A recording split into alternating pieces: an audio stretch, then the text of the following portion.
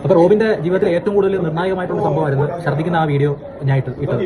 ശരിക്കും അങ്ങനെ സംഭവിച്ചുള്ള ഒരു കേസാണെങ്കിൽ കൂടി എന്റെ കയ്യിൽ റോബിന്റെ പല വീഡിയോസും പല കാര്യങ്ങളും ഏറെക്കുറെ എന്റെ കയ്യിൽ ഉണ്ടായിരുന്നു. ആരോമൽ ഇത് 1.5 വർഷത്തിന് ശേഷം നമ്മളെ റോബിൻ രാധാകൃഷ്ണന്റെ കുറച്ച് കാര്യങ്ങൾ പറഞ്ഞിരുന്നു, കുറച്ച് അലിഗേഷൻസ് പറഞ്ഞിരുന്നു.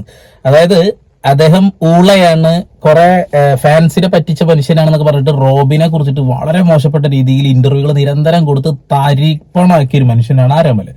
1.5 വർഷത്തിന് ശേഷം ഇങ്ങനെ ഒരു കാര്യം പറയണമെങ്കിൽ അതിന് പ്രധാനമായിട്ടൊരു കാരണം ഉണ്ടാവും.